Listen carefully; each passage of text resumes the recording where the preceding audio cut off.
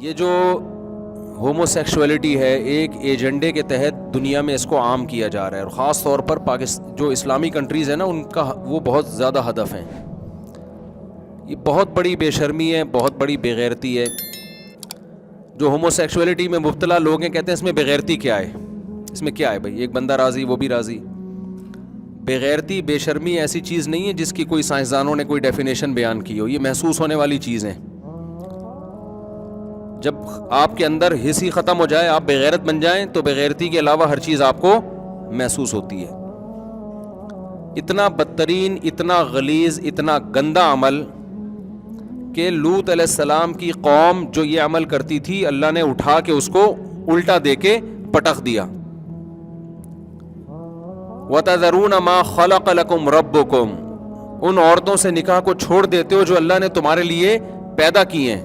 یہ لوط علیہ السلام اپنی قوم کو سمجھاتے تھے.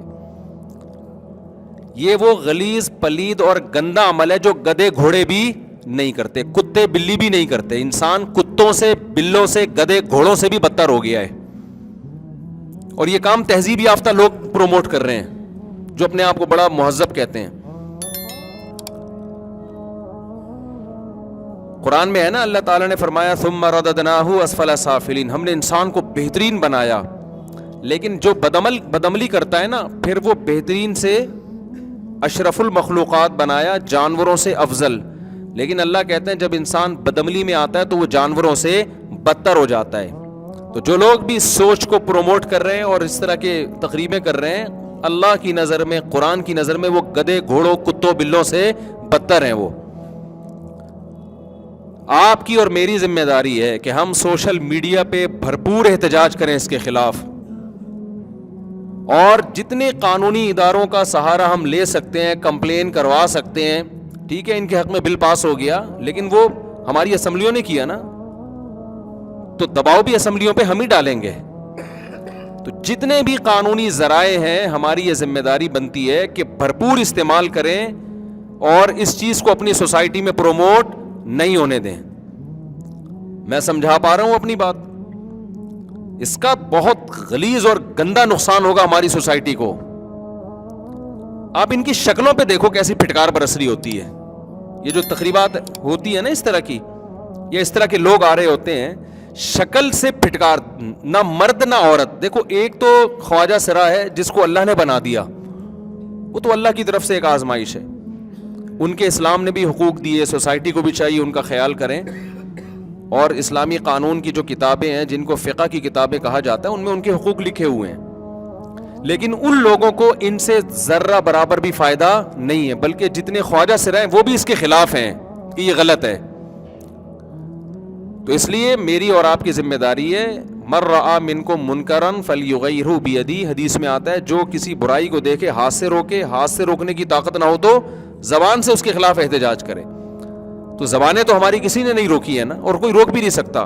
آپ سوشل میڈیا پہ، ٹویٹر پہ، یوٹیوب پہ، فیس بک پہ جتنا احتجاج ریکارڈ کروا سکتے ہیں کروائیں، اور جس کے قانونی سطح پہ جتنا اللہ نے اس کو قوت دی ہے، طاقت دی ہے، وہ قانونی کارروائی کرے، اور اس قانون کو بھی آپ تبدیل کروانے کی بھرپور کوشش کریں.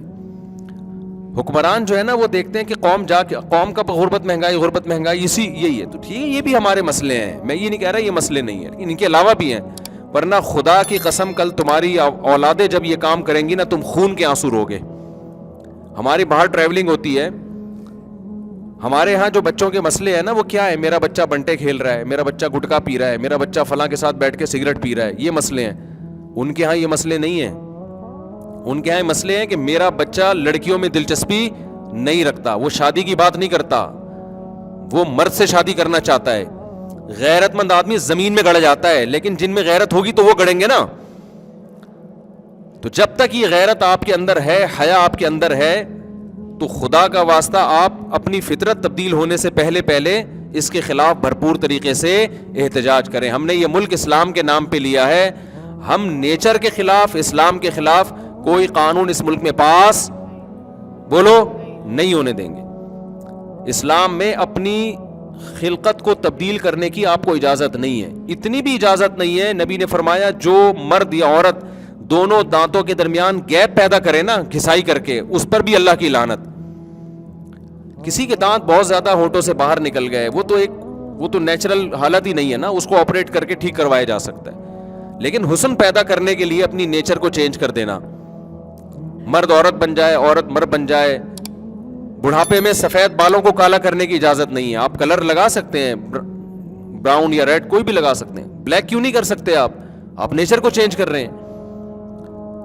ایک پلاسٹک سرجری وہ ہوتی ہے کہ کوئی زخم ہو گیا آپ کو یا کہیں جل گئے, اس کے لیے. ایک پلاسٹک سرجری کیا ہے, اپنا بڑھاپا چھپانے کے لیے. ایک پلاسٹک سرجری وہ ہے اپنی جو قدرت نے آپ کو شکل دی ہے اس کو چینج کرنے کے لیے. یہ والی پلاسٹک سرجری اسلام میں کیا ہے, حرام ہے. قرآن میں صاف اللہ نے حکم دیا کہ شیطان نے یہ قسم اٹھائی کہ فلا یغیرن خلق اللہ, اے اللہ میں ان کو ایسا گمراہ کروں گا یہ تیری بنائی ہوئی فطرت کو چینج کریں گے. ہومو سیکشولیٹی اس کی بدترین مثال ہے, اس سے زیادہ انسان چینج نہیں ہو سکتا. جب لوط علیہ السلام کی قوم اس گندگی میں مبتلا ہوئی نا, تو لوط علیہ السلام نے کہا کہ میں اس عمل سے نفرت کرتا ہوں, گھن آتی ہے مجھے, الٹی آتی ہے, متلی آتی ہے. انہوں نے کہا آپ اتنے پاکیزہ ہیں تو ہمارا علاقہ چھوڑ دیں. لوط علیہ السلام نے کہا میں چھوڑ دوں گا لیکن خدا تمہیں نہیں چھوڑے گا. اور پھر قرآن کیا کہتے ہیں, ہم نے لوط کو ایسی قوم سے نجات دے دی جو پلید اور غلیظ عمل, پلید کا لفظ استعمال کیا قرآن نے, پلید گندے سے بھی زیادہ غلط, یعنی یہ لفظ ہے جو جس میں گندگی جھلک رہی ہے, پلید عمل کیا کرتی تھی.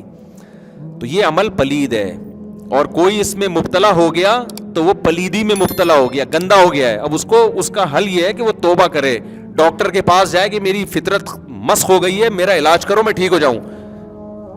نفسیاتی ڈاکٹروں کے پاس جائے, کوئی بھی اس کے علاج کرے گا, ٹھیک ہو جائے گا. نہ یہ کہ اس کو سوسائٹی میں پروموٹ کرنے کی کوشش کرے. اور اگر پھر بھی نہیں علاج کر رہا تو چھپ کے گناہ کرے نا, دوسروں کو کیوں گندا کر رہا ہے. اللہ نے اس کو انتقام لینا ہوگا, خود ہی انتقام لے لے گا اللہ تعالیٰ قیامت کے دن. اس کو پروموٹ کیوں کر رہا ہے لوگوں میں. ایک آدمی ہیروئن پیتا ہے چھپ کے, یہ بھی گناہ گار ہے. ایک ہیروئن کی پڑیا بانٹنا شروع کر دے, اس پہ سیمینار منعقد کرنا شروع کر دے, تو بتاؤ یہ اس سے 20 گنا زیادہ بڑا گناہ گار ہے یا نہیں ہے. تو ہم اپنی سوسائٹی میں اس غلیظ پلید عمل جو کتے بلی گدھے گھوڑے بھی نہیں, یہ لفظ یاد رکھ لو. جب بھی کوئی کہنا ہومو سیکچولیٹی اور یہ اس کو پروموٹ, آپ کہو کہ جو کام گدھا گھوڑا کتا بلی بھی نہیں کرتا نا, تو اس کام کو سوسائٹی میں پروموٹ کر رہا ہے, تو گدھے گھوڑے کتے بلی سے بھی زیادہ بدتر ہے. خاتون کی کال آئی, میرا بیٹا کہتا ہے میں نے اس لڑکے سے شادی کرنی ہے. میں نے کہا اس کے کسی فیس بک پہ اس کو کسی نے خراب کیا ہے. اس نے کہا پھر فیس بک پہ کسی گورے سے جو گے ہے اس سے دوستی ہے, اس گے نے اس کو خراب کیا ہے. تو فیس بک پہ نگرانی کرو میرے بھائی. ہماری سوسائٹی بہت خوبصورت سوسائٹی ہے. لڑکا بالغ ہوتا ہے, لڑکی بالغ ہوتی ہے, باپ اپنی بیٹی کو اپنی چھاؤں میں عزت کے ساتھ گھر سے رخصت کرتا ہے. اس کے جذبات کی بھی تسکین ہوتی ہے بند کمرے میں, اندرون خانہ. میاں بیوی میں محبت پیدا ہوتی ہے, اس کے نتیجے میں اللہ اولاد دیتے ہیں. نکاح ایسی پیاری چیز ہے کہ اس کے نتیجے میں اللہ نے پیغمبروں کو پیدا کیا ہے. کتنے سوسائٹی میں جتنے بھی بڑے بڑے لوگ پیدا ہوئے, نکاح کے نتیجے میں جو ملاپ ہوا اس کے نتیجے میں پیدا ہوئے ہیں وہ. اور نکاح کے علاوہ جتنے راستے ہیں یہ سب حیوانیت اور درندگی ہے. ان میں سے ہم کسی راستے کو کسی صورت میں سوسائٹی میں انشاءاللہ پنپنے نہیں دیں گے. تو آپ اس کے خلاف احتجاج کرو, بھرپور احتجاج کرو. سوشل میڈیا پہ اس احتجاج کا بڑا فرق پڑتا ہے, اور اس کو آپ ہلکا نہ سمجھو, خوب احتجاج کرو. اگر خدا نخواستہ کوئی شخص اس بیماری میں گندگی میں مبتلا ہے بھی, وہ بھی احتجاج کرے. وہ کہے کہ میں برا ہوں لیکن میں برائی کو پروموٹ نہیں کروں گا, میں توبہ کرتا ہوں اللہ سے. بعض دفعہ توبہ پہ قائم رہتا ہے, توبہ ٹوٹ جاتی ہے, پھر توبہ کرے. جیسے ایک آدمی چرس پی رہا ہے, عادت ہو گئی, اس کو پتا ہے یار میں برا کر رہا ہوں, لیکن وہ برائی کو پروموٹ نہیں کرتا. ہم نے کتنے لوگ دیکھے ہیں, ایک آدمی چرس پیتا ہے, وہ اپنے دوست کو منع کرتا ہے, اس سے اپنے بھائی کو منع کرتا ہے, یار یہ گندی چیز ہے. تو اگر خدا نخواستہ کوئی اس غلاظت اور گندگی میں مبتلا ہے تو بھی وہ اس کو پروموٹ کرنے کی کوشش نہ کرے.